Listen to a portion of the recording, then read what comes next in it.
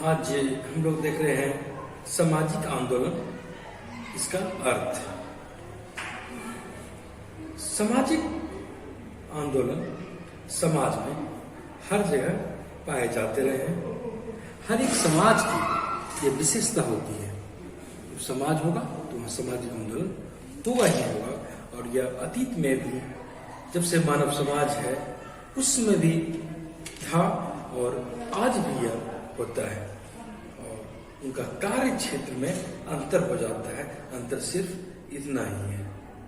और यह सामाजिक आंदोलन अंततः कहीं न कहीं राजनीतिक क्षेत्र को भी प्रभावित करता है।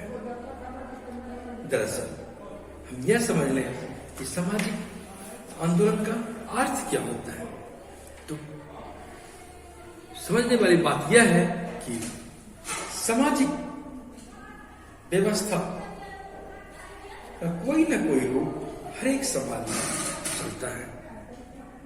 और यह सामाजिक व्यवस्था समाज में निरंतर गतिशील रूप में होती है। यह अस्थिर नहीं होती है। सामाजिक व्यवस्था निरंतर बदलती रहती है। इसी बदलाव के क्रम में इसमें कई प्रकार के तत्वों का समावेश होता है। यदि वह तत्व सामाजिक प्रगति का भाग बनता है तो वह सकारात्मक होता है, और यदि वह बुरा तत्व समाज में प्रवेश कर गया तो वह नकारात्मक स्वरूप में होता है। जिसे आप इस तरह भी समझ सकते हैं कि अगर कोई कुरीति, कोई कुप्रथा, कोई अंधविश्वास, भेदभाव वाली ऐसी बातें यदि हमारी सामाजिक मान्यता में घर जाती है तो यह एक नकारात्मक स्वरूप का अर्थ लिए होता है, और इसे हटाना आवश्यक हो जाता है। और प्रत्येक समाज, प्रत्येक युग में सामाजिक कुरीतियों का भी स्वरूप भिन्न भिन्न रूप में दिखता है। और यह भी है कि उन्हें दूर करने का प्रयत्न भी सभी समाजों में होते रहता है समय समय पर। और यह सामाजिक आंदोलन एक गतिशील अवधारणा रही है। आप यह भी समझ सकते हैं कि सामाजिक आंदोलन गतिशील कार्य है। और यह इस गतिशीलता में जो सामाजिक कुप्रथा है उसे समाप्त किया जाता है। जो धार्मिक अंधविश्वास है इसे समाप्त किया जाता है। सामाजिक सांस्कृतिक भेदभाव जो हमारे समाज को प्रगति नहीं कर रही है, इसे दूर किया जा सकता है। और सामाजिक विकास हो, हर एक दृष्टि से स्वस्थ और प्रगतिशील समाज बने, यही सामाजिक आंदोलन का एक अंतर्निहित उद्देश्य होता है। हम अगर प्रारंभिक स्वरूप में भी देखते हैं तो सामाजिक आंदोलन हर समय में दिखती रही है। या इतिहास में भी मानव सामाजिक आंदोलन करते रहा है। जब राज्य नहीं होगा, समाज होगा, लोग होंगे, किसी न किसी तरह के तो होंगे, चाहे कबीलाई समाज हो या शक्तिशाली समाज हो, तो वहां भी एक सत्ता की जब संरचना स्वरूप ले रही होगी, वहां भी जनजीवन कहीं न कहीं राजनीतिक व्यवस्था का निर्माण कर रही होगी, और वह राजनीतिक व्यवस्था जनमानस को प्रभावित करती है। प्रारंभ में चर्च का बोलबाला था, वे जो करते थे उनकी मनमानी चलती थी। एक समय ऐसा भी आया, सामंतशाही व्यवस्था दिखी, और सामंतशाही व्यवस्था में कुछ गुट सक्रिय रहते हैं, ताकतवर रहते हैं, सत्ता के स्वरूप लिए होते हैं, और शेष अन्य लोग दास की भांति रहते हैं, उनका बोलबाला नहीं रहता है। या हमने यह भी देखा है कि विदेशी शासन जब रही, जब गुलामी जैसी बातें होती है, तो वहां भी सामाजिक आंदोलन की बात उठी और हर एक काल में सामाजिक आंदोलन की बात होती है और यह व्यक्ति के जीवन पर प्रभाव डालती है। आपने फ्रांसीसी क्रांति का नाम सुना होगा। फ्रांसीसी क्रांति 1789 ईस्वी में हुई थी। स्वतंत्रता, समानता, बंधुत्व की बातें वहां से उभरी थी। तो ये स्वतंत्रता किसके लिए? मनुष्य के लिए, सभी मनुष्य के लिए। समानता किसके लिए? सभी मनुष्य के लिए, सामाजिक लोगों के लिए। बंधुत्व, भाईचारा किसके लिए? सभी लोगों के लिए। और उसी तरह रूसी क्रांति, साम्यवादी क्रांति, यदि आप जानते होंगे, तो वहां भी ये साम्यवादी व्यवस्था की बातें किसके लिए? आम जनों के लिए, सबों के लिए। ये समाज प्रगति करेगा इससे। उसी तरह आपने कृषक आंदोलन का भी नाम सुना होगा। कृषक की दशा व्यवस्था सुधारने के लिए। तो इस तरह की बातें एक समाज में एक मूल्य के रूप में स्थापित होती है और ये किसी भी शासन व्यवस्था का स्वरूप हो वहां होती है। और यह अलग बात है, इसकी प्रकृति समय के साथ बनती रही है, बिगड़ती रही है। यहां पर यह भी समझने की जरूरत है कि सामाजिक आंदोलन की समझ न होना उनके लिए जरूरी है। न सिर्फ उनके लिए जरूरी है जो वर्तमान सामाजिक राजनीतिक व्यवस्था से असंतुष्ट है। जो व्यक्ति वर्तमान की सामाजिक या राजनीतिक व्यवस्था से संतुष्ट नहीं है, उनके लिए सामाजिक आंदोलन को समझना जरूरी है। इनके साथ साथ उनके लिए भी जरूरी है जो राजनीतिक संस्थाओं के भविष्य को समझने के लिए वर्तमान की व्यवस्था से संतुष्ट है। कहने का तात्पर्य जो संतुष्ट है अथवा असंतुष्ट है, सबों को सामाजिक आंदोलन की समझ होना जरूरी है, वांछनीय होता है। और कोई भी संवेदनशील व्यक्ति हो समाज में यदि रहता है सामाजिक प्राणी के रूप में, चाहे वह सक्रिय रूप में हो या फिर शिक्षाविद हो या फिर राजनीतिक प्रणाली के प्रति वे सहानुभूति रखते हो, कोई व्यक्ति हो, सामाजिक आंदोलन को अनदेखा नहीं किया जा सकता है। राजनीतिक संस्थाओं की प्रकृति और उसकी कार्यविधि, संविधान की क्या प्रकृति है, राजनीतिक निर्णय एवं विधि निर्माण संबंधी हमारा ज्ञान सब अधूरा रहेगा यदि हम सामाजिक आंदोलन को नहीं समझते हैं। और यदि आप संविधान का अध्ययन करें, मौलिक अधिकार का अध्ययन करें या नीति निर्देशक तत्व का अध्ययन करें, तो वहां भी पाएंगे कि सामाजिक अवधारणा की बात कही गई है। और ऐसी बातें भारतीय स्वतंत्रता आंदोलन के दौरान भी दिखती है, जहां राजनेताओं का उद्देश्य राजनीतिक आजादी तो थी ही, साथ साथ सामाजिक बदलाव भी चाहते थे, सामाजिक पिछड़ापन को दूर करना चाहते थे, सामाजिक कुरीतियों को हटाना चाहते थे। और इन सब बातों को लेकर समाज को मुख्य धारा में लाने में सफल भी रहे। आजादी के लिए लड़ाई सही ढंग से लड़ी जा सकी। अब यह भी कह सकते हैं कि ऐतिहासिक समझ जैसी बातें, मूल्य जैसी बातें मानवतावादी चिंतन के चिंतकों के विषय का मुख्य केंद्र रहा है। और इस तरह की तथ्यात्मक ज्ञान की आवश्यकता हमें पड़ती है। सामाजिक आंदोलन का अर्थ हम समझते हैं कि कुछ आपको क्लियर हुआ होगा।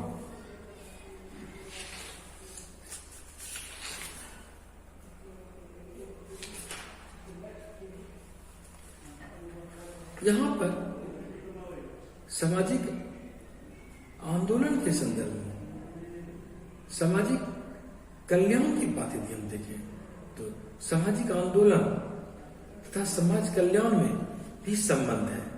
सामाजिक आंदोलन समाज कल्याण की बात करता है, इसका मार्ग प्रशस्त करता है। सामाजिक आंदोलन का संबंध हमेशा सामाजिक कुप्रथा से होता है, रूढ़ी से होता है, और इसलिए होता है कि यह मनुष्य को असहाय कर देती है, इसे शक्ति प्रदान नहीं कर सकती है। और सामाजिक आंदोलन यदि उसको बाधा समाप्त कर देती है तो विकास का मार्ग प्रशस्त होता है। ऐसे में समाज कल्याण की बातें सबों के लिए लाभकारी होती है। सामाजिक सेवा और प्रयत्न का वह संगठित रूप अंततः जनता के जन कल्याण के लिए, सर्वांगीण विकास के लिए लाभदायी होती है। संक्षेप में इतना समझ लें कि सामाजिक आंदोलन जहां होगा वहां बहुसंख्य रूप से बहुत से लोग जुड़े होते हैं। लोग बहुत होते हैं, संख्या में अधिक होते हैं, पर उद्देश्य सीमित होते हैं। एक उद्देश्य, दो उद्देश्य हो सकते हैं, उनका उद्देश्य सीमित होता है। लोग बहुत होते हैं और उद्देश्य उनका सामूहिक होता है, व्यक्तिगत नहीं होता है। इन सबों के साथ साथ वे लोग सामाजिक आंदोलन में संगठित प्रयास से, संगठित रूप से कार्रवाई होती है, काम करते हैं, सामूहिक प्रयास होता है। यही सामाजिक आंदोलन कहलाती है। और ये कोई भी सामाजिक आंदोलन एक दिन की नहीं होती है, वह लंबे समय तक निरंतर चलने वाली प्रक्रिया हो जाती है। और सामाजिक आंदोलन सामाजिक परिवर्तन लाने के लिए होता है। समाज में जो वर्षों से चली आ रही मान्यता है, इससे उबरा जाए, इससे हटा जाए, यह विकृत स्वरूप में। वहीं यदि हम वर्षों की रची बसी मानसिकता को बनाए रखना चाहते हैं तो इसके लिए यदि हम अडिग हैं, डिगने के लिए तैयार नहीं, उसे छोड़ने के लिए तैयार नहीं है, तो उसके लिए भी हमें सामाजिक आंदोलन करना पड़ता है। तो कहने का मतलब है परिवर्तन लाने की बात हो या परिवर्तन नहीं करने देने की बात हो, दोनों के लिए सामाजिक आंदोलन होता है। और सामाजिक आंदोलन शब्द का प्रयोग सबसे पहले फ्रांस में किया गया, 18वीं शताब्दी में किया गया और सेंट साइमन ने किया। हम लोग देखते हैं सामाजिक आंदोलन की परिभाषा। तो आमतौर पर बोलचाल की दुनिया में सामाजिक आंदोलन को विवेकपूर्ण ढंग से नहीं देखा जाता है, इसे वो विवेकपूर्ण ढंग से परिभाषित किया जाता है। और सामाजिक आंदोलन का अर्थ शहरीकरण से लिया जाता है अथवा नगरीकरण से लिया जाता है कि यदि वहां ऐसी परिस्थिति बन रही है नगरीकरण की, शहरीकरण की, सकारात्मक रूप से, तो वहां सामाजिक आंदोलन हुई है, सामाजिक आंदोलन। और वहीं यह सब परिवर्तन का द्योतक हो जाता है कि सामाजिक आंदोलन का अर्थ है परिवर्तन, और यह एक परिवर्तन की श्रृंखला के रूप में भी प्रयुक्त किया जाता है। और जैसे उदाहरण के रूप में आप ये भी समझ सकते हैं कि यदि स्कूल द्वारा, सरकारी शिक्षक द्वारा, सरकारी नीति द्वारा ऐसा प्रयास किया जाता है कि सभी बच्चों का स्कूल में नामांकन हो, तो यह एक तरह से शिक्षा आंदोलन का रूप हो जाता है इसे। और वहीं समाज की सामूहिक कार्रवाई के बीच भी इसका प्रयोग किया जाता है, सामाजिक आंदोलन। और वहीं फ्रेंच राजनेताओं को देखें तो वहां सामाजिक सक्रियताओं के बीच बड़ा ही लोकप्रिय है और इनका प्रयोग वे अपनी सभी राजनीतिक गतिविधि के रूप में करते हैं। और सामाजिक आंदोलन का यूरोपीय संदर्भ देखें तो 19वीं सदी के आरंभ में वहां इसकी शुरुआत हुई और वह समय एक परिवर्तन का काल था, सामाजिक परिवर्तन का काल था। और उस समय चर्च के प्रभुत्व की बात हो रही थी, चर्च के जो प्राधिकार थे, सत्ता थे, और राजतंत्र की निरंकुश सत्ता, दोनों में टकराहट बढ़ी। दोनों ने एक दूसरे की सत्ता को चुनौती दी। चर्च कह रहा था हम बड़े हैं, राजा कह रहे थे हम बड़े हैं, दोनों। वहीं आम लोग लोकतांत्रिक अधिकारों के लिए प्रयासरत थे। वो चाहते थे कि हमें अधिक से अधिक आजादी मिले, अधिक से अधिक अधिकार मिले। इन दोनों की लड़ाई ऊपर से आम लोगों के अधिकार चेतना का भाव जगना, एक तरह से जो शोषित थे, जो वंचित थे, वे मुक्ति चाह रहे थे, अपना विकास चाह रहे थे। ऐसे में कई तरीके की परिवर्तन की बातें हुई और यही कारण है कि सामाजिक आंदोलन की परिभाषा को एक सिरे में नहीं रखा जा सकता। इतने साल के बाद इतने क्रमिक रूप से इसमें परिवर्तन हुआ, इस रूप में हुआ। चर्च की बात आती है, राजनीतिक निरंकुशता की बात आती है, राजतंत्र की बात आती है, लोकतांत्रिक भावना की बात आती है, शोषित वंचित तबके की बात आती है। तो ऐसे में किसी एक कैटेगरी में, एक वर्ग में, एक सांचे में सामाजिक आंदोलन को परिभाषित नहीं किया जा सकता।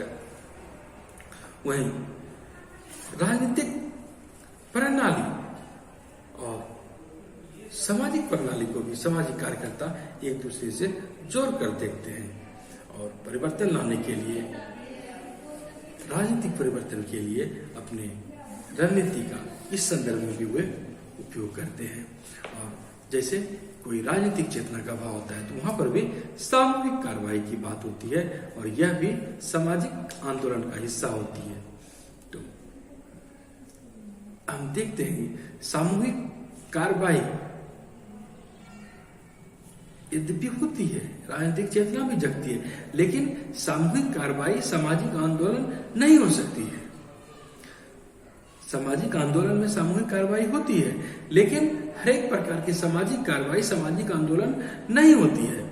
इसे इस रूप में भी समझ सकते हैं कि कहीं किसी तरह का भीड़ है और वे अचानक उत्तेजित होते हैं, कोई कार्य कर बैठते हैं या रेलवे स्टेशन पे या कहीं भी कोई बस को रोका जाता है, जाम किया जाता है, तो यह जुलूस निकाला जाता है। यह सामूहिक कार्रवाई हो सकती है, लेकिन सामाजिक आंदोलन हो ऐसी कोई बातें नहीं हो। कुछ लोग अगर चाहते हैं कि नहीं हम बिना टिकट के ही यात्रा करेंगे, तो यह एक बहुत बुरे लोग चाहते हैं, लेकिन यह सामाजिक आंदोलन का स्वरूप नहीं ले सकती। या कभी कभी दंगे का स्वरूप हो जाता है, दो जाति में, दो समुदाय में, दो धर्म में, दो निर्जातीय समूह के लोगों में आपसी वर्चस्व दिखाने के कारण हम बड़े, हम ही श्रेष्ठ, तो इस बात को लेकर भी दंगे की बात हो जाती है। और कभी कभी लूटपाट की बातें होती है, सामूहिक रूप से वहां भी होती है। या कभी सार्वजनिक संपत्ति को नुकसान पहुंचाने की बात होती है, तो वहां पर भी सामूहिक कार्रवाई होती है, लेकिन सामूहिक कार्रवाई, हर एक सामूहिक कार्रवाई सामाजिक आंदोलन नहीं होती है। सामाजिक आंदोलन का एक हिस्सा है, ये हम कह सकते हैं। सामूहिक व्यवहार को सामाजिक आंदोलन नहीं कर सकते हैं, क्योंकि इसलिए नहीं करते क्योंकि वे आवेग में आकर अचानक हो जाते हैं और सामाजिक परिवर्तन लाना उनका उद्देश्य नहीं होता है।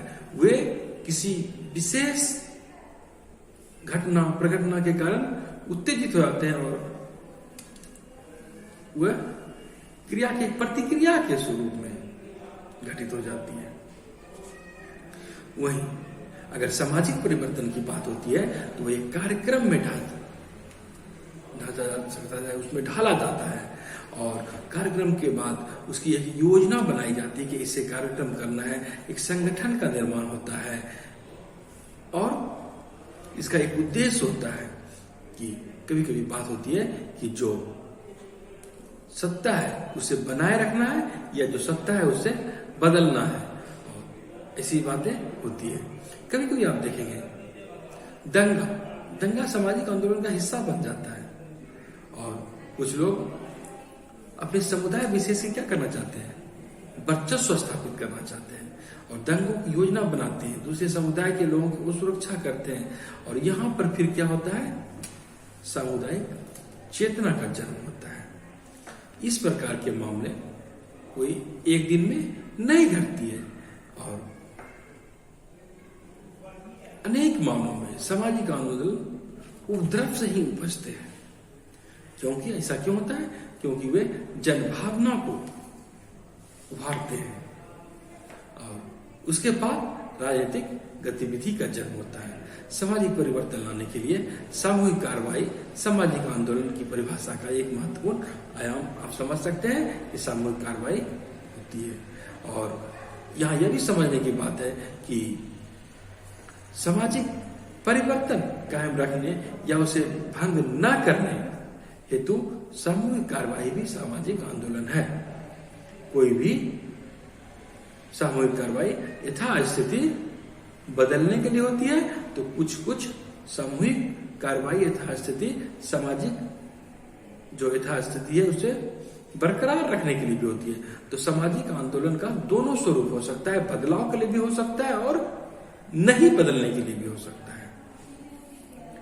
सामूहिक कार्रवाई को प्रति आंदोलन भी कहा जा सकता है। इसके अलावा सामाजिक आंदोलन को भी और कई स्वरूप में देखा जाता है हमारे समाज में। हालांकि इसके व्यापक विश्लेषण करने के बाद आपको वह सतही अर्थ नहीं दिखता है जो आमतौर पर लोग बोलचाल की भाषा में इसके लगाते हैं। यहाँ पर एक विद्वान का परिभाषा आप भी समझ सकते हैं, पॉल विल्किंसन ने कहा है कि किसी भी दिशा में और किसी भी तरीके से हिंसा, अवैधता, क्रांति अथवा कल्पना लोकी समुदाय में निवर्तन को न छोड़ते हुए परिवर्तन को प्रोत्साहित करने हेतु एक सुविचारित सामूहिक प्रयत्न है। और सामाजिक आंदोलन ऐतिहासिक आंदोलन की प्रवृत्ति अथवा रुझानों से स्पष्ट क्या होते हैं, यह भिन्न होते हैं। एक विद्वान है हर्बर्ट ब्लूमर ने कहा है, सामाजिक आंदोलनों को जीवन की एक नई व्यवस्था लागू करने हेतु सामूहिक उद्यमों के रूप में देखा जा सकता है। उसका प्रारंभ अशांति की स्थिति में पाया जाता है तथा अपनी प्रेरक शक्ति एक और जीवन के वर्तमान रूप से असंतुष्टि से और दूसरी ओर जीने की एक नई योजना अथवा व्यवस्था हेतु इच्छाओं एवं आशाओं से व्युत्पन्न करते हैं। एक विद्वान हुए डू मैकएडम, उनके अनुसार सामाजिक आंदोलन वर्जित समूहों की ओर से समाज की संरचना में परिवर्तनों को प्रोत्साहित करते अथवा उन्हें रोकने हेतु कोई संगठित प्रयास है जिसमें राजनीतिक भागीदारी के गैर संस्थागत रूप का सहारा लिया जाना शामिल होता है। अब संस्थागत और गैर संस्थागत रूप से सामाजिक आंदोलन क्या होता है, इसे भी हम लोग आगे देखेंगे। यहाँ पर आप सामाजिक आंदोलन की जब बात करते हैं, कि परिभाषा के विश्लेषण की बात करते हैं, तो यहाँ पर आपको कई तत्व देखते हैं जिसमें कि आप सामूहिक कार्रवाई की बात देखते हैं, सामाजिक परिवर्तन की बात होती है और सामान्य उद्देश्य होते हैं। सामूहिक कार्रवाई, सामाजिक परिवर्तन और सामान्य उद्देश्य, ये सामाजिक आंदोलन के प्रमुख तत्व के रूप में सामाजिक आंदोलन के 3 प्रमुख स्वरूप होते हैं। आप देख सकते हैं, सामूहिक कार्रवाई होती है और सामाजिक परिवर्तन होता है और उसके बाद समान उद्देश्य होता है। यहाँ पर यह भी समझ सकते हैं कि कोई उत्पाद, कहीं विरोध, प्रदर्शन, यह सामाजिक आंदोलन नहीं है, क्योंकि यह सामाजिक परिवर्तन के लिए यह नहीं होता है और उसकी वे कल्पना नहीं करते हैं। कोई क्षणिक किसी कार्य विशेष स्थिति का वह क्रिया का प्रतिक्रिया स्वरूप में हो जाता है। और सामाजिक आंदोलन क्रमशः शनै समाज में विकसित होता है और वह यह भी होता है कोई ऐसे विरोध प्रदर्शन अथवा उत्पाद के साथ वो शुरू हो जाता है, ऐसी बातें होती है। और यह राजनीतिक परिवर्तन संबंधी विचार मनोगत नहीं होते हैं और यहाँ पर राजनीतिक परिवर्तन होता है, लेकिन यह समाज से उठती है। लेकिन सामाजिक क्रांति, सामाजिक आंदोलन का शुरुआत राजनीतिक लक्ष्य के रूप में हो, ऐसी बातें नहीं होती है। यह अलग बात है कि इसके निहितार्थ काफी व्यापक होते हैं और इसके परिणाम राजनीतिक रूप में पड़ते हैं। इसका एक सबसे बड़ा अच्छा उदाहरण है गुजरात में छात्र का आंदोलन। आपने आपातकाल का जिक्र सुना होगा। आपातकाल इंदिरा गांधी ने लगाए थे, और उसके पहले संपूर्ण क्रांति की बात हुई थी। और यह कैसे हुआ था? दरअसल सार्वजनिक जीवन में आर्थिक संकट और भ्रष्टाचार का यह सबसे पहला उदाहरण था अपने देश में, जब छात्रों ने विरोध प्रदर्शन किया था।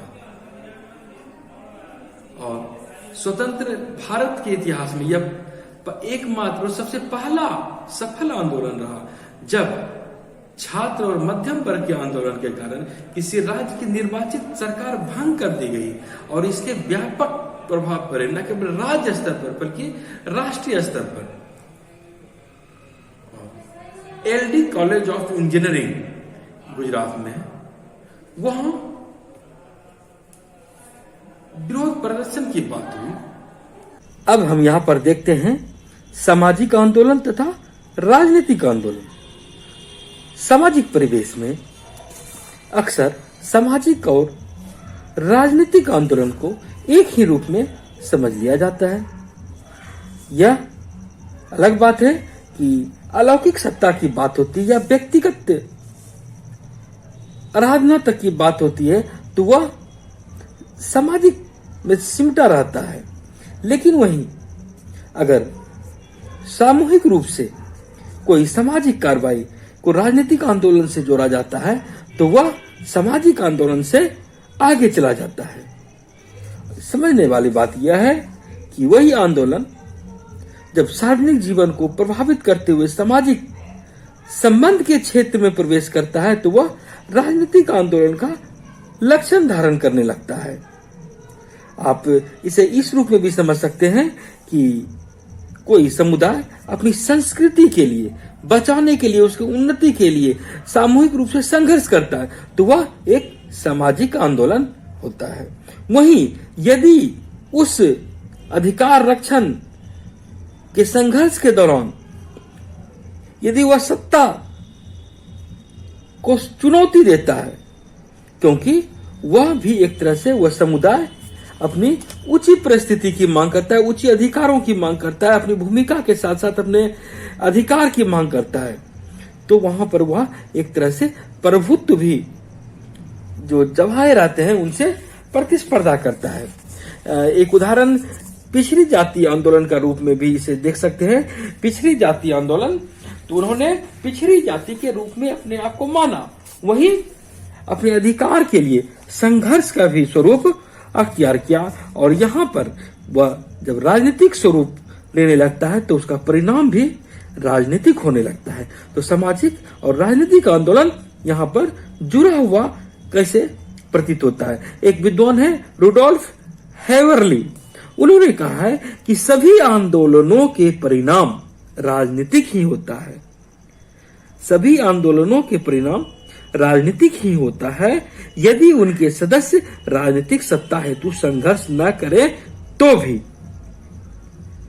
कहने का तात्पर्य है, आप सामाजिक आंदोलन करते हैं और राजनीतिक सत्ता प्राप्त करना आपका उद्देश्य नहीं है, लेकिन फिर भी राजनीति का दायरा इतना व्यापक है कि वह भी आपका संघर्ष राजनीतिक आंदोलन का रूप ले लेता है।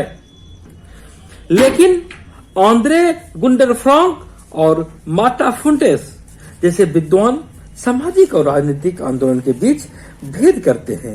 वे सामाजिक और राजनीतिक आंदोलन को एक नहीं मानते हैं। उनका मानना है कि पूर्ववर्ती राज्य सत्ता हेतु संघर्ष नहीं करता है। सामाजिक आंदोलन राज सत्ता के बजाय स्वतंत्रता के लिए प्रयास करते हुए सामाजिक आंदोलन जो होते हैं वे राज्य सत्ता की प्राप्ति नहीं चाहते हैं, बल्कि वे स्वतंत्रता चाहते हैं। और सामाजिक एवं राजनीतिक सत्ता के बीच अंतर है और राजनीतिक सत्ता सिर्फ राज्य में स्थित होती है। राज्य में वही सामाजिक आंदोलन का उद्देश्य राजनीतिक क्रांति नहीं होती है, बल्कि सामाजिक बदलाव होता है। और जो उसमें सम्मिलित होते हैं वह जनसमूह न्याय पाने के लिए, अपनी भावना व्यक्त करने के लिए, अपने उद्देश्य प्राप्ति करने के लिए संगठित हो जाते हैं।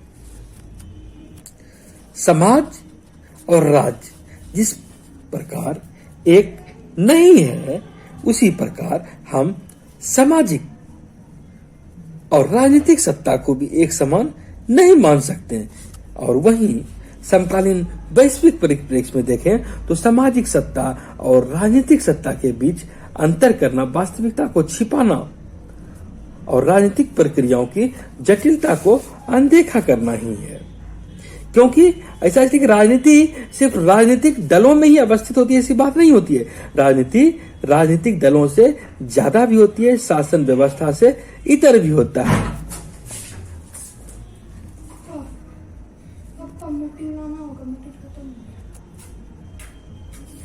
न्याय अथवा अन्याय के भावों से संबंध मुद्दों को लेकर चलने वाले आंदोलन के राजनीतिक परिणाम होते हैं। सामाजिक परिवर्तन लाने पर वे आधिपत्य स्थापित करते हैं। ऐसा कई बार सामाजिक परिप्रेक्ष्य में आप देखेंगे, जायदाद के संबंध, सत्ता संबंधों पर सवाल या किसी विरोधियों की विरुद्ध पहचान का संघर्ष, इन सबों में राजनीतिक सत्ता हथियार लेना, उस पर प्रभाव डालना शामिल होता है। वहीं आप यह भी समझिए कि राजनीतिक सत्ता प्राप्त करना इन गतिविधियों की तत्कालिक कार्यसूची में नहीं हो सकती है। यही कारण है कि सामाजिक एवं राजनीतिक आंदोलन के बीच अंतर बहुत ज्यादा नहीं है। सामाजिक आंदोलन उत्पाद उपद्रव के साथ शुरुआत होती है, और अगर हम राजनीतिक आंदोलन की बात करें तो यद्यपि कि इसकी शुरुआत भी उसी तरह होती है, लेकिन जरूरी नहीं है कि वह एक योजना बनाकर ही किया जाए, लेकिन उसका परिणाम राजनीतिक रूप से देखा जाता है, राजनीतिक आंदोलन के रूप में। आप इसका एक उदाहरण, आप जैसा कि आपको बताया कि 1975 का आपातकाल देखते हैं, और 1974 में छात्र आंदोलन हुई थी, बिहार का छात्र आंदोलन, और यह पूरे देश में फैला। और बिहार के छात्र आंदोलन की बात करें तो इसकी शुरुआत, छात्र आंदोलन की शुरुआत सबसे पहले गुजरात से हुई थी। और गुजरात में एक इंजीनियरिंग कॉलेज था, LD इंजीनियरिंग कॉलेज, लाला भाई दलपत भाई इंजीनियरिंग कॉलेज। और उस समय थोड़ी महंगाई थी, और मेस में भी वृद्धि कर दी गई थी पैसों की। और वहां जो है मेस की फीस में अचानक 20% का इजाफा कर दिया गया था, जिससे छात्र उसका विरोध कर रहे थे, और छात्र आक्रोशित हो गए थे। छात्र इतना आक्रोशित हो गए थे LD इंजीनियरिंग कॉलेज में महंगाई के खिलाफ, मेस की कीमत बढ़ा देने के खिलाफ, कि पूरा विरोध प्रदर्शन शुरू कर दिया, और पूरा विरोध प्रदर्शन होने लगा। और उसके बाद 13 दिन के बाद वहीं फिर गुजरात यूनिवर्सिटी में प्रदर्शन हो गया। पहले कॉलेज में हुआ था, मेस में, फिर यूनिवर्सिटी में प्रदर्शन हो गया शुरू। और वहां पुलिस और छात्रों के बीच झड़प हो गई। और उसके बाद कुछ छात्र आमरण अनशन पर बैठ गए, और वहां के बाद ये अन्य शिक्षण संस्थानों में फैल गया, और वहां भी यह चीज होने लगा। और यह क्रमशः बड़ा रूप लेते जाने लगा। उसमें टीचर शामिल हो गए, और टीचर के साथ साथ वकील भी शामिल हो गए। और नव निर्माण युवक समिति, उसका उन्होंने एक गठन कर लिया, और पूरा गुजरात धीरे धीरे उस आंदोलन की चपेट में आ गया। और कहा जाता है कि 25 जनवरी को पूरे गुजरात में आंदोलनकारी और पुलिस के बीच झड़प हुई तो जो है हजारों लोग उसमें घायल हुए, बहुत बड़े पैमाने पर। कुछ लोग मारे भी चले गए, और स्थिति इतनी अधिक बिगड़ी कि वहां स्थिति को संभालने के लिए सेना बुलानी पड़ी। गुजरात में स्थिति ना बदलेगी। और उस समय गुजरात के जो मुख्यमंत्री थे, उनका नाम था चिमन भाई पटेल, और केंद्र में प्रधानमंत्री थी इंदिरा गांधी। और चिमन भाई पटेल से गुजरात की स्थिति संभल नहीं रही थी। यही कारण रहा कि केंद्र में इंदिरा गांधी सरकार ने, कांग्रेस के ही थे, तो उन्होंने उनसे इस्तीफा मांग लिया कि आप इस्तीफा दो। और कुछ ये अलग बात है कि वो कारण राजनीति भी थे, लेकिन यहाँ पर स्थिति यह हुई, उस आंदोलन का फैलाव पूरे देश भर में हो गया और चीमन भाई पटेल इंदिरा गांधी को टक्कर देने की स्थिति में थे। इंदिरा गांधी की बात को भी कभी कभी उनसे क्रॉस क्वेश्चन कर देते थे, ऊंची आवाज में कोई बात इंदिरा गांधी से नहीं कर पाते थे। लेकिन चीमन भाई पटेल थोड़े तलखी से पेश आते थे। यह कारण भी रहा कि इंदिरा गांधी उन्हें पसंद नहीं करती थी। और जब आंदोलन हुए और सार्वजनिक रूप से उनपे भ्रष्टाचार का भी आरोप लगा और उसी समय इंदिरा गांधी का चुनाव की बात आई और इन पर भी कदाचार का आरोप लगा कि इन्होंने भी चुनावी आचार संहिता का पालन नहीं किया। तो और जयप्रकाश नारायण बिहार के थे, ये आंदोलन में कूद पड़े, इन्होंने नेतृत्व को संभाला। इसके बाद की स्थिति यह रही कि चीमन भाई को सत्ता छोड़नी पड़ी और उसके बाद इमरजेंसी की स्थिति पूरे देश भर में आ गई, जैसा कि आपने देखा 1975 में भी लगा। तो शुरुआत छोटे से हुई, स्थल से हुई, छोटी सी बात से हुई, लेकिन उसका पैमाना काफी अधिक व्यापक हो गया। तो ऐसे भी राजनीतिक आंदोलन की शुरुआत होती है। देखते हैं सामाजिक आंदोलन का स्वरूप। आप जानते हैं कि आंदोलन के कई रूप हो सकते हैं। वो सुधार के लिए हो सकते हैं, शांति के लिए आंदोलन हो सकते हैं, क्रांतिकारी आंदोलन हो सकते हैं, कई तरह के आंदोलन का रूप हो सकते हैं। और एक विद्वान हुए समाजशास्त्री डेविड एफ अरवले, उन्होंने 4 प्रकार के सामाजिक आंदोलन की बात कही है कि इसका प्रभाव 4 रूपों में आप देख सकते हैं, देखने को मिलता है। तो क्या क्या? तो रूपांतरणात्मक, सुधारात्मक, मुक्तिपरक और वैकल्पिक। यहां पर यह समझ लें कि अगर हम रूपांतरणात्मक आंदोलन की बात करें तो एक रूपांतरण होता है, एक बदलाव होता है, एक नई रचना की बात होती है। और जाहिर है जब नई रचना की बात होगी, कोई क्रिएट चीज होगा तो उसका स्वरूप क्रांतिकारी होगा और यह संपूर्ण व्यवस्था की मूलभूत सांस्कृतिक संरचना या जो भी उसका ताना बना होगा उसको परिवर्तित करेगा। इसका उद्देश्य ही होगा कि पूर्णतः बदलाव लाना, रचना करना। और इसका एक उदाहरण आप समझ सकते हैं, सहस्त्राब्दिक आंदोलन या जैसे छात्र आंदोलन हुआ था, जेपी का आंदोलन, संपूर्ण क्रांति जैसा आंदोलन, चूंकि समग्र क्रांति थी, सभी तरह का बदलाव की बात कही गई थी। तो यह रूपांतरणात्मक आंदोलन पूर्णतः बदलाव की बात करती है। या चीन में क्रांति हुई थी, माओ की क्रांति, सांस्कृतिक क्रांति संबंधी बातें, इसका एक उदाहरण के रूप में आप समझ सकते हैं। या समाजवादी समाज का पूंजीवादी समाज में बदलना या पूंजीवादी समाज का समाजवादी समाज में बदलना, यह भी इसका एक रूप हो सकता है। आपने देखा कि साम्यवादी क्रांति जब रूस में हुई 1917 में, तो किस प्रकार व्यवस्था पूर्णतः बदल दी गई। सामाजिक आंदोलन का दूसरा स्वरूप आप सुधारवादी आंदोलन के संदर्भ में भी समझ सकते हैं। सुधारवादी का अर्थ है सुधार लाना, कोई पूर्णतः आमूलचूल परिवर्तन नहीं करना, बल्कि जो कोई वर्तमान में जो विद्यमान व्यवस्था चल रही है इसमें सुधार करना, इसको बेहतर बनाना। और इस बेहतरी के लिए कुछ एक पक्ष में बदलाव लाया जाता है। इसका उद्देश्य यही होता है, इसका लक्ष्य होता है कुछ जहां खामी दिखती है उसमें बदलाव लाना।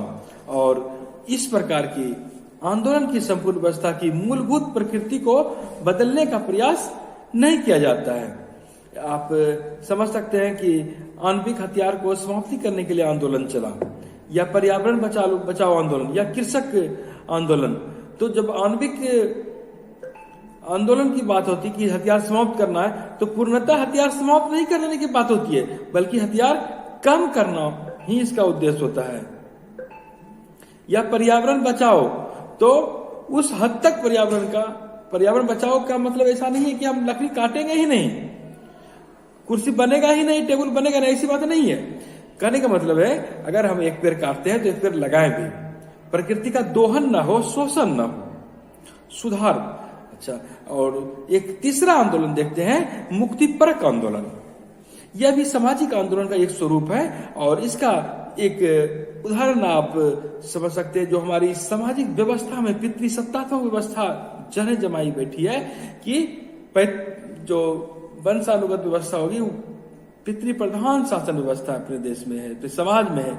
और वहीं महिला आंदोलन, नारी आंदोलन की बात आपने सुनी होगी, तो वे मुक्ति चाहती है, महिलाओं को स्वतंत्रता। किससे स्वतंत्रता? तो यह पुरुष प्रधान समाज है, जो पैतृक सत्ता जो है उससे वो मुक्ति चाहती है। और इन सबों के साथ साथ सामाजिक, आर्थिक और राजनीतिक अधिकारों को प्राप्त करना भी इसका एक उद्देश्य होता है। आप देख सकते हैं कि ज्यों-ज्यों नारीवादी आंदोलन को गति मिल रही है समाज में, त्यों-त्यों उनके अधिकारों में भी वृद्धि हो रही है। वे सामाजिक रूप से, आर्थिक रूप से उन्नत भी हो रही हैं। और इस प्रकार के आंदोलन, मुक्तिपरक आंदोलन, भ्रष्टाचार के संदर्भ में भी आप देख सकते हैं कि भ्रष्टाचार से मुक्ति के लिए आंदोलन चलाया जाता है। आपने देखा होगा कि जब अन्ना जो दिल्ली में आंदोलन किए थे, तो फिर उन्हीं के उपज के रूप में ये दिल्ली में मुख्यमंत्री अरविंद केजरीवाल आए थे। तो भ्रष्टाचार के खिलाफ एक विशाल जनमत तैयार किया गया। तो लोग भ्रष्टाचार से मुक्ति चाहते हैं। तो यह भी भ्रष्टाचार से मुक्ति एक प्रकार का मुक्तिपरक आंदोलन का स्वरूप का। एक होता है वैकल्पिक आंदोलन। तो इसका वैकल्पिक आंदोलन का अर्थ है कि कुछ विशिष्ट लक्षण, कुछ इसका आदत है, उसमें बदलाव लाना। जैसे आप देख सकते हैं कि लोग शराब पीते हैं, नशा करते हैं, तो नशा मुक्ति आंदोलन की बात होती है। तो यह एक वैकल्पिक आंदोलन का स्वरूप होता है। नशा वृत्ति मुक्ति आंदोलन या समलैंगिक विवाहों को कानूनी मान्यता देना। कुछ लोग चाहते हैं कि इस तरह की समलैंगिक विवाह को मान्यता मिले। तो इस तरह की जो है आंदोलन मुक्तिपरक आंदोलन का स्वरूप होता है। इन सबों के साथ साथ प्रतिरोधी आंदोलन की भी बात आप देखे होंगे। प्रतिरोधी आंदोलन का अर्थ है कि कोई परिवर्तन लाना नहीं, बल्कि विरोध प्रदर्शन के लिए, अपनी बात रखने के लिए, अपनी बात मनवाने के लिए अपना इस तरह का आंदोलन करना, विरोध करना, प्रतिरोध करना। और जैसे आपने देखा नमक आंदोलन, गांधी जी द्वारा नमक आंदोलन किया गया था, या बैट गेट विषय लेकर आंदोलन होते हैं, तो यह एक तरह का विरोध में आंदोलन करना, अपनी बात को रखना, इस तरह का आंदोलन प्रतिरोधी आंदोलन का रूप कहलाता है। आंदोलन का कुछ स्वरूप गैर संस्थागत भी होता है। गैर संस्थागत को ऐसे समझें कि अगर कोई संस्थागत रूप से आंदोलन किया जाता है तो उसे हम संवैधानिक आंदोलन कहते हैं। और संस्था को हमारे संविधान में मान्यता मिली होती है। और यदि हम गैर संवैधानिक उपाय को अपनाते हैं, इसे गैर संस्थागत मार्ग भी कहते हैं हम। और गैर संस्थागत मार्ग एक तरह से संवैधानिक मान्यता नहीं मिली होती है, स्वाभाविक है। यह सामाजिक दृष्टि से, राजनीतिक दृष्टि से, संवैधानिक दृष्टि से अवैध मार्ग माना जाता है। संवैधानिक मार्ग से अलग गैर संस्थागत, गैर संवैधानिक रूप जो अपनाया जाता है, तो यह राज्य अथवा सरकार के खिलाफ सीधी कार्रवाई कहा जाता है। ऐसी बातें सरकार के खिलाफ कही जाती है। वहीं अगर संस्थागत कार्रवाई होगी, जैसा कि जॉनसन ने कहा है, जॉनसन एक विद्वान है, उनका कहना है कि संस्थागत कार्रवाई जो होती है वह दिए गए समय में होता है, कानूनी रूप से उससे मान्यता पहले ले ली जाती है, अनुमति ले ली जाती है उससे कि हम आंदोलन कर रहे हैं। और समाज के चाहे कितने भी बड़े वर्गों की हिस्सेदारी उसमें वो शामिल कराएं, छोटा रूप हो या बड़ा रूप, तो पहले विधिवत रूप से आप देखते होंगे कि आंदोलन करना है, विरोध प्रदर्शन करना है, तो हम उसका अनुमति ले लेते हैं। तो इस तरह का विरोध संवैधानिक होता है। वहीं अगर हम नहीं लेते हैं तो यह गैर संवैधानिक होता है। और जॉनसन ने भी कहा है कि दिए गए समय बिंदु में कानूनी रूप से अनुमति प्राप्त हो और व्यापकता समाज अथवा समाज के किसी हिस्से में बाध्यकारी रूप से स्वीकृति प्राप्त हो, यह संस्थागत कार्रवाई होती है। और संस्थागत कार्रवाई कभी भी संविधान का विरोध नहीं करेगा, सरकार का विरोध नहीं करेगा, बल्कि यहाँ पे आप समझ सकते हैं जैसे कि याचिका दायर करना। कोई बात होती है, कहानी होती है सामाजिक दृष्टि से, तो उसके खिलाफ याचिका दायर की जाती है सरकार के खिलाफ। चुनाव में मतदान करना कि उस सरकार ही बदल देना है, तो यह फिर भी संवैधानिक मार्ग है। न्यायालय में कानूनी लड़ाई लड़ना, तो इस तरह का वो क्या कहते हैं, अपने आप में आंदोलन नहीं कहा जाता है। और चूंकि ये संस्थागत होते हैं, कार्य प्रणाली से जो है साम्यता रखते हैं, उसकी कार्रवाई का हिस्सा होते हैं। परंतु वहीं समझने वाली बात यह भी है कि जब अन्य तरीके, अन्य सामूहिक कार्रवाई के साथ काम में आते हैं, तो वे फिर आंदोलन का रूप अख्तियार करने लगते हैं, दांव पेच कहीं कहीं अपनाने जाने लगते हैं। तो यहाँ पर एक विद्वान राजनीति शास्त्री, समाज शास्त्री हैं रजनी कोठारी, तो उनका कहना है कि सीधी कार्रवाई को एक इतर संवैधानिक राजनीतिक तकनीक के रूप में परिभाषित किया जा सकता है, जो कि एक सामूहिक कार्रवाई का रूप ले लेती है और सत्ता में सरकार के विरुद्ध किसी राजनीतिक परिवर्तन पर अभिलक्षित होती है। तो यह संवैधानिक मार्ग नहीं अपनाया जाता है और सीधी कार्रवाई की जाती है, और यह गैर संस्थागत स्वरूप होता है। और दरअसल कानूनी और गैर कानूनी में दोनों में बहुत ज्यादा अंतर नहीं दिखता है दूर से देखने पर, और बहुत ही इसकी दोनों के मध्य पतली लकीर कह सकते हैं आप, लकीर वो बहुत ही नाजुक होती है, और यह कानून और संविधान की व्याख्या का प्रश्न हो जाता है। जैसे कोई भी विरोध प्रदर्शन होता है, तो एक वर्ग जो उसके पक्ष में रहता है उसे लगता है कि यह मेरा संवैधानिक अधिकार, यह हम संवैधानिक दृष्टि से कर रहे हैं। वहीं जो दूसरा पक्ष होता है उसे लगता है नहीं। विशेष करके इस मायने में आप समझ सकते हैं कि सामाजिक परिवर्तन के लिए जो संघर्षरत होते हैं और वो जो कार्रवाई करते हैं, तो वो जो जिस भी साधन को अपनाते हैं, सरकार की नजर में वो अवैध हो जाता है। उन सरकार को लगता है कि ये सही नहीं है, इसे अनुमति प्राप्त नहीं है। वहीं अगर वही पार्टी पुनः जब सत्ता में चली जाती है, तो अपने विरोध प्रदर्शन को फिर जायज ठहराने लगती है। यह चीज विरोध प्रदर्शन, उत्पात, हड़ताल, सत्याग्रह, घेराव, उपद्रव, इन सब संदर्भ में आप इस बात को भी समझ सकते हैं। अब हम लोग देखते हैं सामाजिक आंदोलनों का महत्व। सामाजिक आंदोलनों का महत्व सामाजिक दृष्टि हो अथवा राजनीतिक दृष्टि हो, इसका एक अपना महत्व है। राजनीतिक दार्शनिक राजनीतिक प्रणाली और सामाजिक व्यवस्था की एक कल्पना करते हैं, और वे सामाजिक आंदोलनों की आवश्यकता को अनिवार्य नहीं समझते हैं, लेकिन एक कल्याणकारी राज्य की अवधारणा पर जब हम बल देते हैं, तो सामाजिक आंदोलनों की महत्ता को हम नकार नहीं कर सकते। और कल्याणकारी समाज के लिए समस्त नागरिकों का सर्वांगीण विकास हो, इसके लिए सामाजिक आंदोलन कई एक रूपों में सार्थक प्रभाव छोड़ी है। राजनीतिक कल्पना इस संदर्भ में कि वे एक आदर्श की बात करते हैं, और आदर्श में उनका मानना है कि एक आदर्श सामाजिक व्यवस्था लागू हो जाने के बाद सामाजिक आंदोलन के अस्तित्व की गुंजाइश नहीं रहती है, और अगर आवश्यकता पड़ती है तो उस संघर्ष को शांत करते हेतु संस्थागत कार्य प्रणाली में बदलाव जो कि उठ खड़ा हो सकता है, वह एक बेकार की चीज है, बल्कि इसके साथ ही आदर्श सामाजिक व्यवस्था के लिए वे हितकर भी है।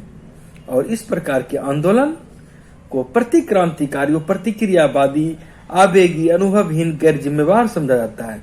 इस दृष्टि से असहमति को अच्छा नहीं माना जाता और नहीं बर्दाश्त किया जाता है। लेकिन यहाँ पर समझने वाली बात यह है कि कोई भी व्यवस्था में जब किसी भी कानून का निर्माण होता है या कोई व्यवस्था रहती है, वहां आप समझते होंगे कि एक निवेश होता है, एक आगत होता है, एक जो समाज में मांग उठती है हमारे पर्यावरण में या व्यवस्था में जाती है। अब व्यवस्था से फिर कोई कानून बनता है, वही कानून फिर निर्गत होता है आउटपुट के रूप में, वह कानून हमारे समाज में, हमारे पर्यावरण में आती है हमारे लिए। लेकिन जरूरी नहीं है कि वह सबों के लिए मान्य हो, सबों के लिए स्वीकार्य हो, सबों के लिए हितकर हो। तो एक मानक के अनुरूप वह प्रचलन में रहती है। वही समय समय यदि उसमें सुधार की या बदलाव की कोई आवश्यकता महसूस होती है तो पुनः वह निवेश के रूप में व्यवस्था में इन करती है। तो इस तरह सामाजिक आंदोलन के महत्व को हम नकार नहीं सकते हैं। इसका एक उदाहरण आप इस रूप में भी समझ सकते हैं कि सरकार कोई कानून बना दी, जैसे कि आप एक कृषि बिल का यहां पर उदाहरण समझ सकते हैं। सरकार ने कानून बना दिया, जनहित में ही बनाया, किसान के हित में ही बनाया, लेकिन सबों को लगा कि यह वर्तमान समय के अनुसार सभी किसानों के लिए हितकर नहीं है। तो एक वर्ग इसके विरोध में लगातार संघर्षरत रहा। वहीं एक समय ऐसा लगा कि स्थापित विधि द्वारा हमारी कानून बनी है, इसे स्वीकारना चाहिए। लेकिन सरकार को भी लगा कि नहीं, इतना विरोध हो रहा है तो इसमें भी देखा जाए, और पुनः हमने देखा कि इसे वापस ले लिया गया। तो यहां पर वापसी लेने के संदर्भ में भी जनहित का ही हवाला दिया गया। और यह तो यहां पर यदि विरोध का स्वरूप नहीं होता, संघर्ष नहीं होता, तो यह कानून बदलता नहीं, पुनः उसी रूप में नहीं जाता जहां था। तो कहने का मेरा मतलब है कि हमने देखा कि राजनीतिक व्यवस्था के तहत कानून का निर्माण हो जाता है, लेकिन वे राजनीतिक तो कदापि नहीं चाहेंगे कि किसी तरह का आंदोलन हो, लेकिन समाज में मान्य नहीं होने पर आंदोलन होता है। और यहां एक और दूसरा उदाहरण हम समझ सकते हैं कि कोई सामाजिक कुप्रथा है, अंधविश्वास है, सामाजिक सांस्कृतिक रूप से जो है वह भेदभाव करता है, तो समाज में तो वर्षों से वो चली आ रही है, लोग उसके शिकार हैं, लोग उसको मान्यता देते हैं, उसको स्वीकृति देते हैं, उसी को न्याय संगत ठहराते हैं। कभी कभी हमारे समाज में सती होने का समाचार आम था, लेकिन समय के साथ उसमें बदलाव दिखा। तो ये सामाजिक आंदोलन का ही प्रभाव रहा, सामाजिक आंदोलन का ही महत्व दिखा कि बाल विवाह समाप्त हुआ, विधवा पुनर्विवाह लागू हुआ, और सती प्रथा जैसे बातें आज देखने को नहीं मिलती है। तो इस तरह की बातें सामाजिक आंदोलन के महत्व को नकारा नहीं जा सकता है। 1917 में अक्टूबर क्रांति हुई थी सोवियत संघ में, लेकिन देखा कि यह क्रांति भी चली, लेकिन कालांतर में इसको भी लोगों ने नकार दिया। हमने यह भी देखा कि किस तरह समाजवादी व्यवस्था पर आधारित देश, साम्यवादी व्यवस्था पर आधारित देश ने पूंजीवाद की ओर न केवल आकर्षित हुए बल्कि उसको ग्रहण भी किया। और यही कारण है कि हम यह भी देखते हैं कि 50-60 के दशक के दौरान भारत में शासक दल के अनेक नेता और राजनीति शास्त्रियों ने भी हड़ताल, प्रदर्शन, जन आंदोलन को विघटनकारी माना और इसे अवैध माना। यह सार्वजनिक संपत्ति को नुकसान पहुंचाना यह सब सही नहीं है। अंग्रेज जब शासन करते थे उस समय हड़ताल, प्रदर्शन ठीक था, लेकिन अब ठीक नहीं है। लेकिन आज भी अगर हम देखें तो आप एक आश्चर्य के रूप में समझ सकते हैं कि अभी भी लोग सरकार के खिलाफ उसी तरह कभी कभी करने लगते हैं जैसे पहले क्या करते थे। और ऐसा लगता है मानो वह अपने देश में नहीं हो, किसी दूसरे देश में हो। तोड़ फोड़, हिंसक वातावरण, ऐसी भी बातें आप धरना, प्रदर्शन, हड़ताल कभी कभी इसमें आपको देखने को मिलता होगा। ऐसी भी बातें मानी जाती है कि आदर्श राजनीतिक व्यवस्था में समस्त विवाद को सुलझाने की क्षमता रहती है, लेकिन दूसरी ओर देखें तो ऐसी बातें भी मान्य नहीं हो सकती हर हमेशा। यह दृष्टिकोण को भी हम एक पक्षीय दृष्टिकोण कहते हैं। ऐसा इसलिए कि राजनीतिक व्यवस्था और समाज ये एक निश्चल अवधारणा है। और यह भी है कि हर समाज के अपने अपने अंतर विरोध हैं और कोई भी मुद्दों को कोई व्यवस्था स्वीकार कर लेती है तो कोई हल कर लेती है, वहीं कुछ मुद्दे ऐसे होते हैं जो कि विवाद के विषय बन जाते हैं और वे फिर पुनः विवादित ही रह जाते हैं।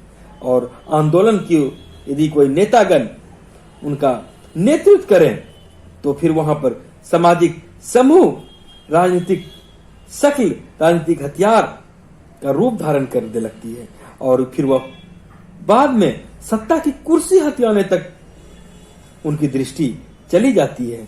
ऐसी भी बातें देखने को मिलती है। तो सामाजिक आंदोलन का राजनीतिक महत्व भी हो जाता है। यह भी समझ लें कि समाज में जो विशिष्ट हैं, जो प्रभुत्व स्थापित करते हैं और जो अपनी सत्ता अख्तियार कर लेते हैं, सब कुर्सी पर अधिकार जमा लेते हैं और वे समझते हैं कि समाज की भलाई के लिए समस्त रूप से वही बुद्धिमान है। और यहाँ पर आप समझ सकते होंगे कि ऐसे भी राजनेता होते हैं जो कि चाहते हैं कि हम यदि जीत गए तो हम ही जीते, हम दूसरा नहीं आवे, और कोई जो नहीं जीता है तो वो चाहता है कि हम ही जीत जाएं।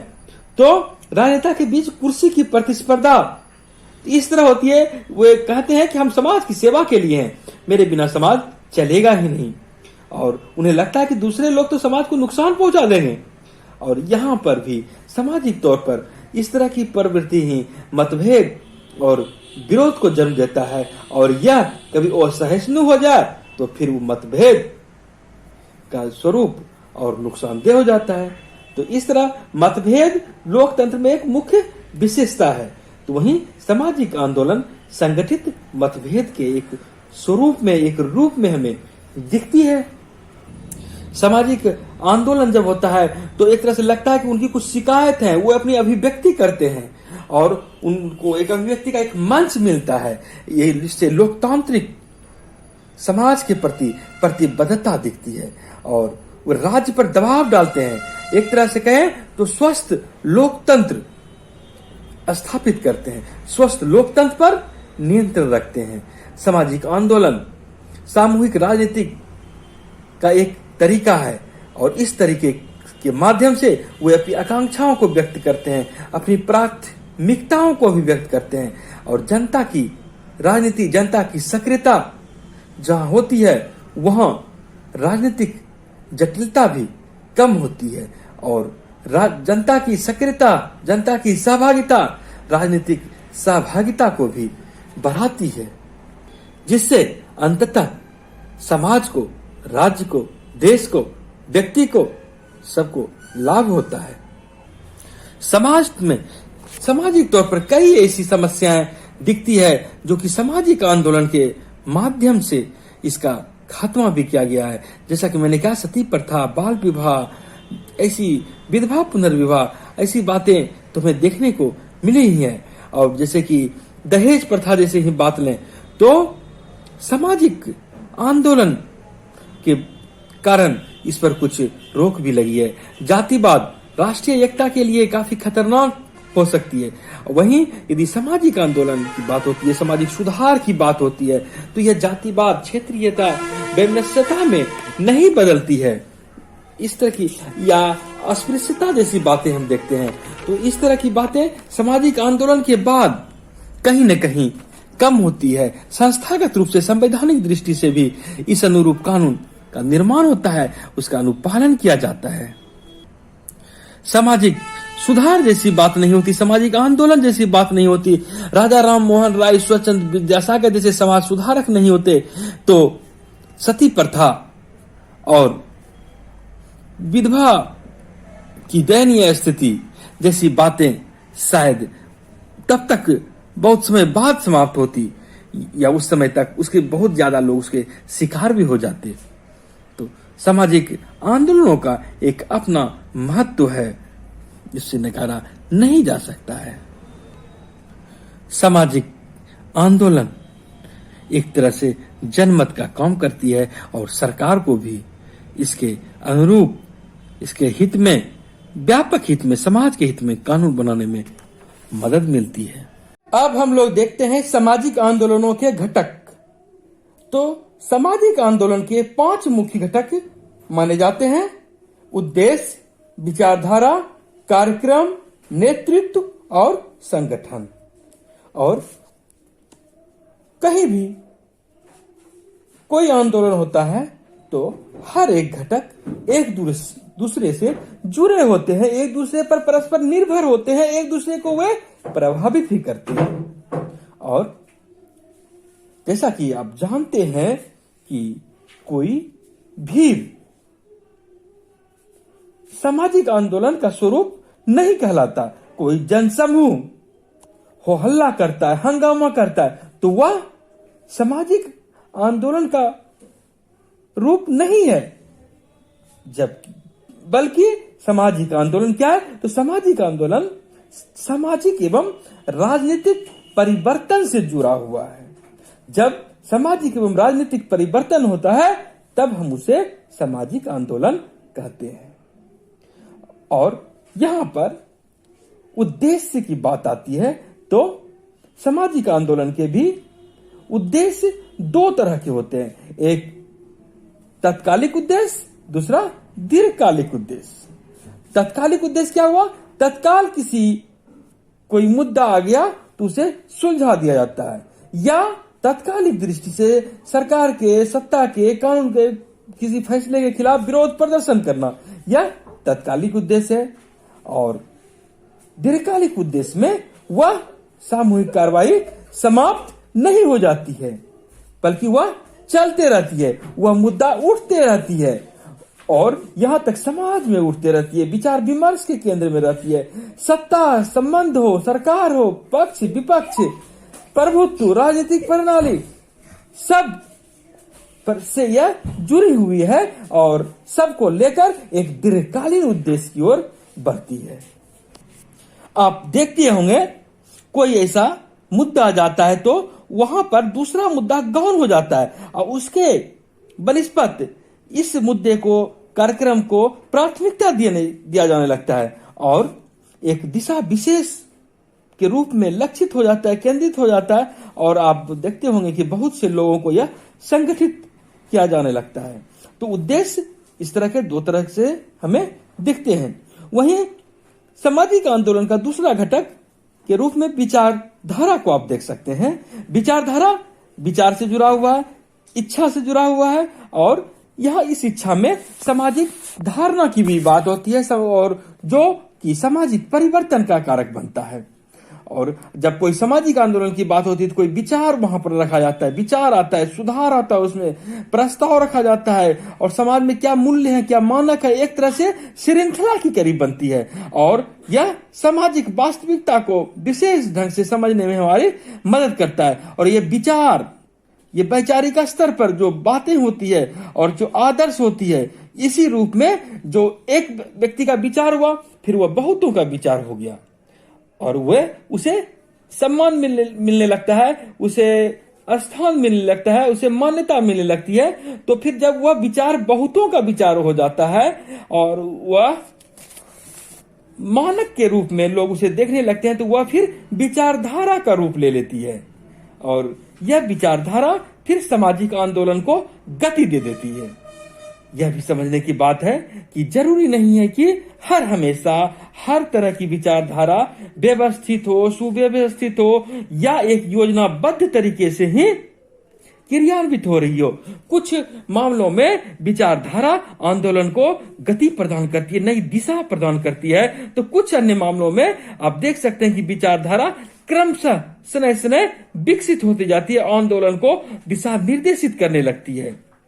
यहां पर आप यह भी देख सकते हैं कि यह एक कार्यक्रम के रूप में किया जाता है, इसीलिए सामाजिक आंदोलन के महत्वपूर्ण घटक के रूप में हम लोग कार्यक्रम को भी देखते हैं। एक योजनाबद्ध तरीके से जब इसकी रूपरेखा को अंजाम दिया जाता है धरातल पर।